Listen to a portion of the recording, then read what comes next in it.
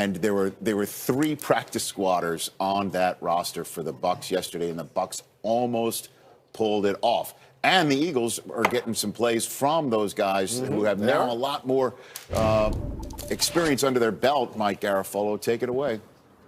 Rich, there will be a game played today between the Eagles and the Cowboys here, but there was also one played last week, and that was with regard to Dak Prescott's status. The Cowboys may be trying to let it on that he might not be available, but the Eagles not buying it, not falling for that banana in the tailpipe, no matter the player, coach, staff member, whoever I talked to, publicly or privately, all said that they are expecting Prescott and they are expecting him at 100%, to the point where some players said they didn't even know who the Cowboys' backup was. It's Cooper Rush, by the way, but they said they didn't study any tape on him. If they need to make adjustments in game when they see he's not at 100%, they will do that. And they'll know when they get singled up on the outside. They said that Prescott likes to take his shots down the field. If he can't take them, then they'll know he's not at 100%, Rich. All right, thanks very much. Appreciate that. The Bills and the Patriots last night. Yes, let's go indeed. Josh Allen and the Bills, though, brought their game with them to New England. John Brown, what an amazing season he has had. Smoke Brown smokes the defense and puts it in the end zone midway through the third quarter. Bills have a lead in New England. However, 5 minutes ago, Rex Burkhead is just destined for the end zone. They added a 2-point conversion to make it a touchdown game. Josh Allen and the Bills did have a shot to try and tie it.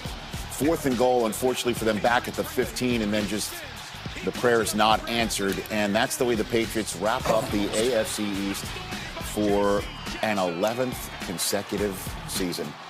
And they can get a bye week. They can get a bye week. You know, we're quite a fickle bunch here. If I'm not mistaken, we're wondering, is this the end? I mean, somebody on the other end saying that Brady's really old. Oh, okay. I mean, if there was a shovel and a pile of dirt, we'd be 6 feet. We'd be 6 feet down right now. Somebody else passed the torch. There's been a torch pass. There's been a torch pass. All of that. Somebody around here has not mulliganed off his choice of the Patriots.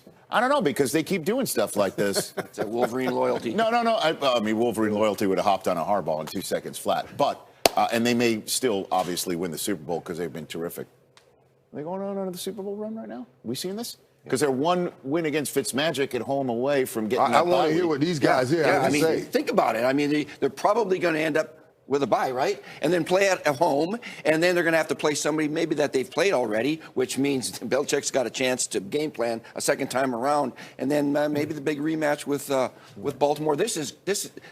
Well, here's what I see them improving. All these other receivers, you know, that have been coming and going, and they're new. They're all getting better. They're all timing something. N'Keal Harry, Mohamed Sanu, Jacoby Myers, Ben Watson. All these guys, you know what? They're starting to rhythm up with Tom. Look out. We know Edelman and James White and the boys are good, but these other guys are getting better. Because they can't run no faster than they were running. They are the same guys, and this is the box you guys have put yourself in, trying to throw everything. Trying to throw everything on the supporting cast. Now the supporting cast is what it is. Now that Tom Brady has raised his game, who raises the supporting cast, now where do you go? Where do you go with this? Tom Brady was the key to all along. Tom Brady played a great game yesterday. He made some great throws, gave these guys opportunities. So these same chumps that y'all been calling chumps, these garbage players, all of the supporting cast are Tom Brady, because that's what they've been talking about. I said Tom Brady. You know that. All of you guys. All of you practice. I put it on Tom. Rhythm. I put it on passing Tom. Game. I put it on Tom. See, and when Tom tightened up, like he's tightening up, now that thing is clicking. You guys put it on the supporting cast. The supporting cast didn't get any better. Tom got better. The timing and the precision is better by practicing every week with those guys, because a lot of them weren't there in the beginning. Hold on a minute. You do not think they're going on another Super Bowl run? No. I said yesterday, too. Richie wasn't here yesterday. I said yesterday, watch how he gets on a run, because it's just about Tom's accuracy. It's a little thing here and a little thing there. You guys have been putting on all the supporting cast and everything. So if it was the supporting cast, there was no way they can go on a run. But when it's Tom, I left myself out. You guys put yourself in a box, and you're stuck now. What will you do now? What can you say now? I said the Patriots were going to win the AFC. Not you, Rich. Not the day after Labor Day. Not you, Rich. Not you, Rich. Don't you. Not you. Not don't you. lump me in with they. So what are you saying? So you're saying the 2 rookie receivers? I will not be lumped in with they, You're sir. not going to be lumped in with Kurt and Coach. I got you, So Rich. what you're saying is that the two rookie receivers and the guy that's been there for 7 weeks can't ever get any better. Oh, now y'all want to say they're better. They can't get better and more consistent with what they're doing. Yeah, but I tell you what I heard. They get better when Tom makes those perfect throws that he made yesterday that he wasn't making for a few weeks. I want to hear the man who was actually at the game. Well, yeah, and we actually had a chance to sit down with Tom, and it was fun to hear where he thought they were. He was talking about how he has a standard of excellence, and he goes out there every Sunday and doesn't believe that they can reach that standard of excellence, what they've set there, because they're working through a lot of things with a lot of different parts.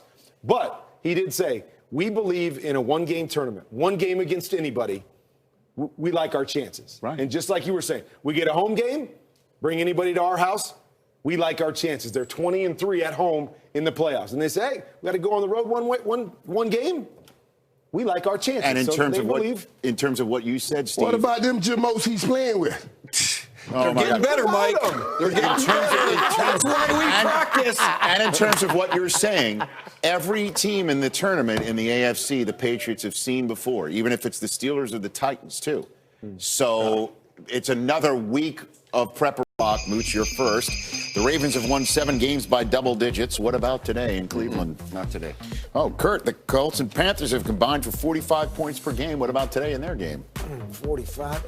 I'll say just a titch more. Michael, Steelers and Jets have combined for 37 points per game. What about that contest?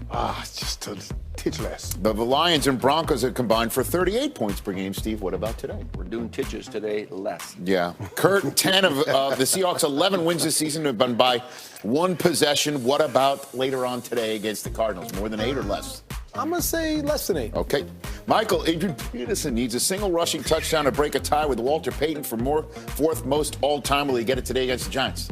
Congratulations, Adrian. Okay, Mooch. Patrick, the Patrol, needs 13 passing yards to break Kurt's record and smash it for fastest to 9,000 in a career. Will he do it on his first completion tonight? No, don't do it. He's a sensitive guy. Don't do it, Patrick. He's not going to do Kurt, it. Kurt, who's got more rushing yards today? James Conner or Le'Veon Bell?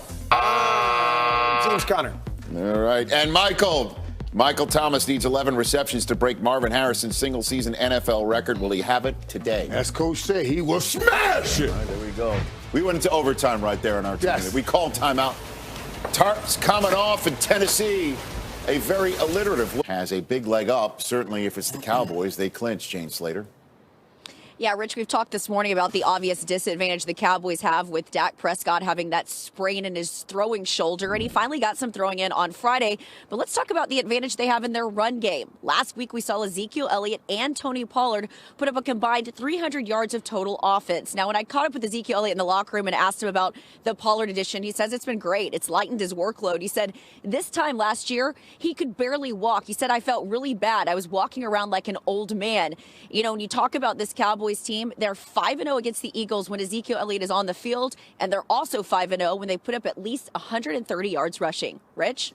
Well, Jane, I mean, what a season it's been from the Cabo San Lucas stay and stint of Zeke Elliott, and then there's more pie, there's less pie, there's a lot of pie. How much pie is left? I'm chopping up the pie.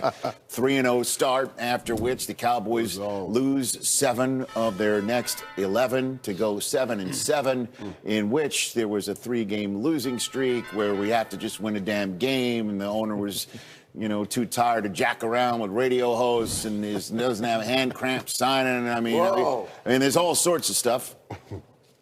And yet, all it comes down to just win today in Philadelphia, and they can print a home playoff ticket, and who knows? Got to answer the question at the bottom of the screen, though. Have they solved everything? Have they solved their issues? Michael Irvin. And I like the way you asked, Rich, because you said everything. That means it implies that there were more than one issue. It was issues, and it was.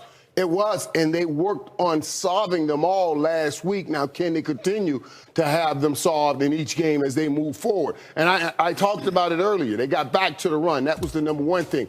But not only getting back to the run, you had to get back to stopping the run. And that's exactly what they did. 22 yards rushing. They held Todd Gurley to only 20 yards rushing. You watch Dalvin Cook. You watch A.A. run from Green Bay, run all over this defense. And they fixed that issue. They fixed the run issue.